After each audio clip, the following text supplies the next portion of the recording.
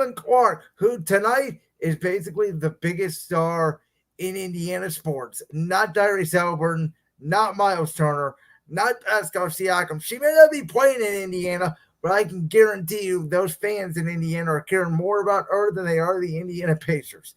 You see the question on the screen. Can Caitlin Clark win the WNBA MVP in her rookie year? I don't think it's ever happened in sports. Yes, it has. I could be wrong, so Josh is going to correct me. Go ahead and do so. So I don't remember who did it, but it might have been Candace Parker, but I believe she won Rookie of the Year and MVP. Okay, so it's been done in the WNBA, which is unique as well. I'm pretty sure it's happened in the NBA as well. Maybe way back in the day. I don't think it's happened in recent history. Right. It hasn't happened in recent history from what I remember. It's going to be very hard, but I think if anybody can do it, this woman can do it. Because I heard some sports analysts out there saying they're not sure if Caitlin Clark can make it in the WNBA. That she was a great college player, but they're not sure of her game transitions. That's literally what some pundits who get paid to do this for a living, as opposed to you and I, think. I think Caitlin Clark is going to walk in, and I think for many Americans and other people around the world like myself, this season, and I know, Josh, you have watched the WNBA for years, so you're going to have to apologize for me for this, but I think I'm in the boat, and I think I speak for a lot of people. This season, we are going to be learning basically a new sport, because nobody knows the WNBA, I don't think, like you do. And I think there's going to be a lot of people like me tuning into the WNBA for the first time this season. Which, by the way, the newest team in the WNBA, Golden State, just got their name announced today. They're going to be called the Golden State Valkyries. Interesting. But in terms of Caitlin Clark, I texted you a screenshot of this earlier. She's a plus 900 to win MVP this season. That's the third shortest odds. I believe only Asia Wilson of the Las Vegas Aces and Brianna Stewart of the New York Liberty are ahead of her. And then she's a minus 750 to win Rookie of the Year. And as I said earlier in this show, I know that Game 5 is on tonight between the Pacers and the Knicks. And we also have Game 5 between the Timberwolves and the Nuggets. I'm going to be watching WNBA basketball because not only do we have Caitlin Clark making her regular season debut on the road against the Connecticut Sun, but we also have the defending back-to-back champion Las Vegas Aces starting their quest for a three-peat tonight against the Phoenix Mercury. I just thought about this, which is why I think the WNBA is almost in a good spot here.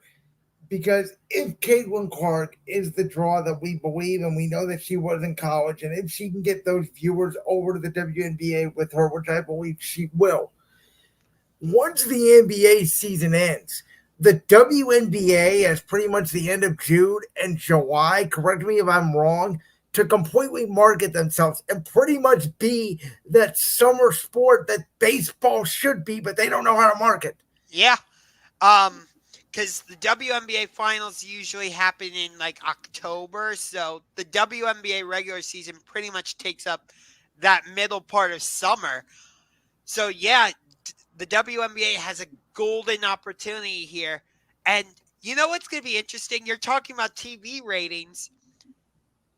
Which do you think that like the Caitlin Clark's regular season debut beats out both the NBA playoffs and the Stanley Cup playoffs and WWE NXT? All three. This is the goal. Well, they'll definitely beat out NXT. They'll definitely beat out the Stanley Cup. The golden question is going to be, can they beat out both the NBA playoff games? I will say about the WNBA, if it doesn't, I would be concerned. Because with all the hype, you have to at least draw close to the NBA. Because I know a lot of people that were saying they are going to tune in tonight to see Caitlin Clark rather than an NBA game. And again, it may be because of Caitlin Clark, or it may be because of the state of the NBA. It may be both. But I am very interested to see how these ratings turn out. The bottom line is, I do think Caitlin Clark has the ability to take the Indiana Fever from the worst team in the NBA or the WNBA to one of the best this season. And The I Seattle Storm, New York Liberty, the back-to-back champion Las Vegas Aces, Connecticut Sun will all have something to say about that. But the Indiana Fever actually have not been one of the worst teams in the WNBA.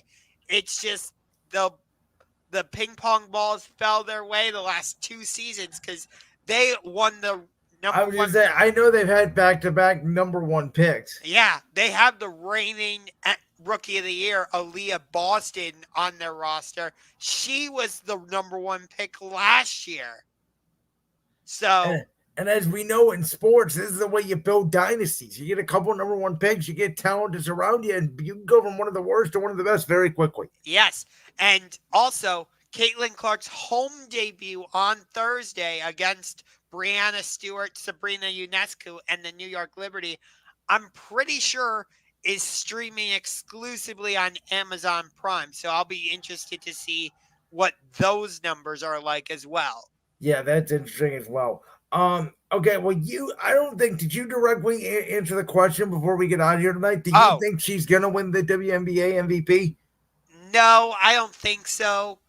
I would say she's going to win Rookie of the Year.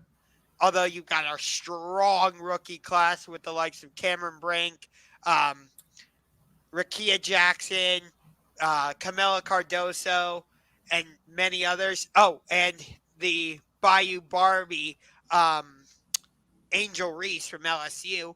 So can't forget about her. So this is a strong rookie class, but I do think Caitlin Clark wins Rookie of the Year. MVP, no, not when you have Sabrina Ionescu, Brianna Stewart, Nneka Agumake, Asia Wilson, Jewel Lloyd, and so many other talented players.